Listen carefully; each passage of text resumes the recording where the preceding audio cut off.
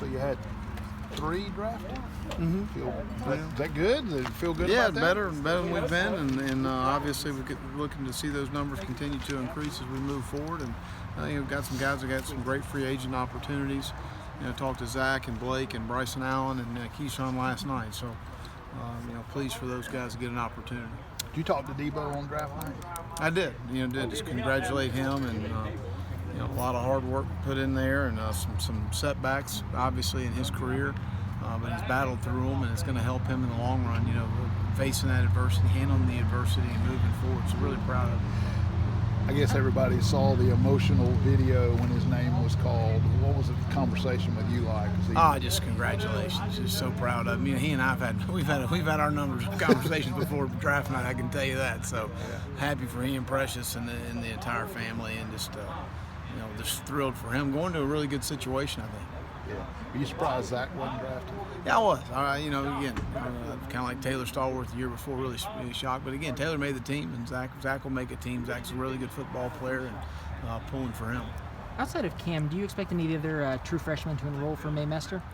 We're still working through that right now. There's some possibilities there. Jamie Robinson's a possibility, and we'll kind of see. Shiloh Sanders is a possibility, but we haven't finalized that yet.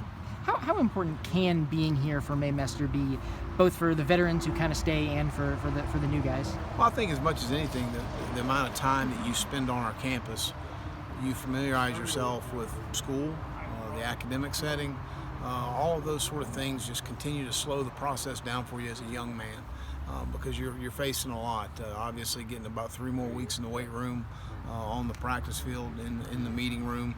So I think all of those things will help. Is that little extra mester, whatever you call it, is that something you've had experience with before? Because I know not a lot of schools have those, I don't think. No, I mean, not necessarily having freshmen enroll. Mm-hmm. Very, very seldom we have possibly some junior college guys have their semester's ending right when the Maymester starts. So, but we have had it before. I do think it's a help.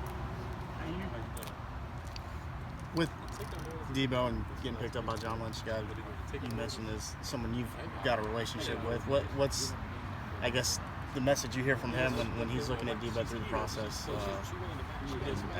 They loved his tape, and as much as anything, they had him in the Senior Bowl.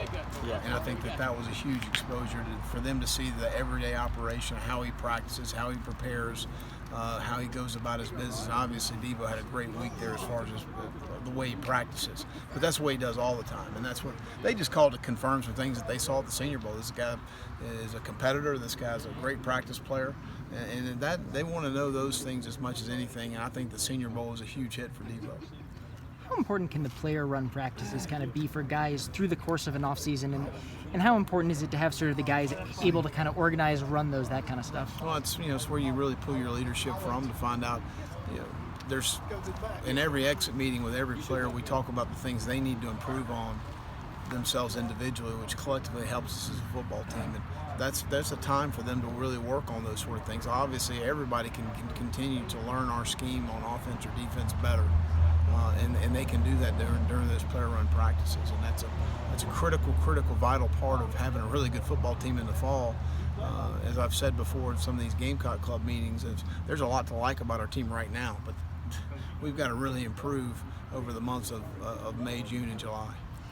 Can you tell a lot about some of those leadership guys? Because I'm sure they report to you some about how guys do. Sure. Can you tell a lot about sort of their eye for the game when they can come back and say, this guy's doing this well, this guy needs to work on this, that kind of thing? Well, it's interesting to hear, especially when they they'll evaluate our younger players as far as how those guys fit in, and players know.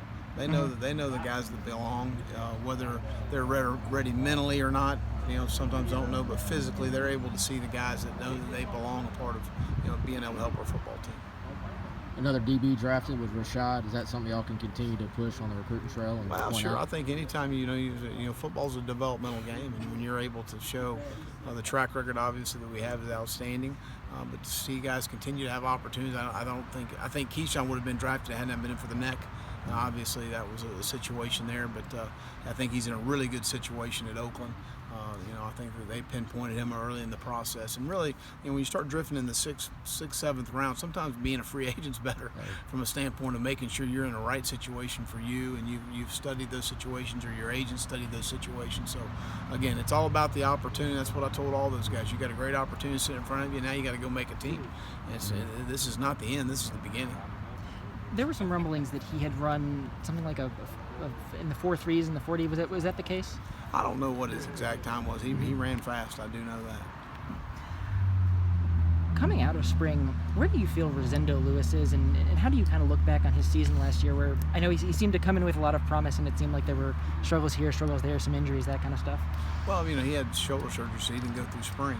So he's got to, really make up some time as far as the summer's concerned. Number one, make sure he's in physical condition, and then obviously get his shoulder right. But we think he's on track as far as those things are concerned. We think he can do some different things for us as far as playing outside and playing inside. So I think we really need to drill down on a spot for him as we get into fall camp.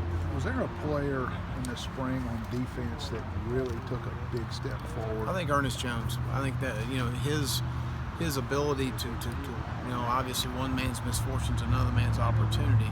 TJ not going through spring, I think, really helped Ernest, because he had to play the mic, he had to make all the calls, and Ernest is really, really smart. But to have the communication piece of that is really important, and to be able to be in front of our guys and call the defenses and make the checks. And we put a lot on the Mike linebacker. So I think that was really good for him, and to see him step forward like that. I think that Rick Sandage is a guy that had a tremendous spring. His playing from fall to spring practice was drastically different as far as his pad level, his consistency and performance. Jabari Ellis was a guy that I think made huge strides. Those would be three that just jump off the page at me of saying, hey, these three guys made tremendous strides from the fall. What was Jovan Gwen able to show you coming off the injury when he was able to get in there? It seemed like he got a fair amount of first-team work, at least from what we were watching. No, he's going to be a really good football player. He's a fast-twitch, powerful athlete, which helps him, obviously, number one, and he's got the right amount of grit to him as far as his toughness is concerned. So he has a lot of the intangible qualities and a lot of the physical attributes we're looking for in an offensive lineman, and we're very pleased where he is. Does it speak to kind of him as a kid and a guy that he comes off the injury, and it seemed like really just sort of inserted himself into that, wasn't sort of slow playing his way back in? No, again, when we listened to our medical staff, and once he was fully cleared, we went after full speed, and he didn't show any signs of not being able to get the job done. With Ernest kind of emerging at the mic, is there a scenario where he could be the guy at the mic and TJ could play Will, or do y'all feel pretty locked in we with always, TJ? TJ can play both. TJ came in and played the dime and Will for us as a freshman. So TJ, he understands and knows those positions fine. Sherrod can play both. Ernest, we're going to keep him primarily at the mic, but you got to create depth on your team with guys being able to cross-train and play other positions. I guess with Boykins, is he primarily going to be Mike as he's Yeah, still right getting now into with it? a young player, I'd like to leave him in one spot, not put too much on him. Y'all good?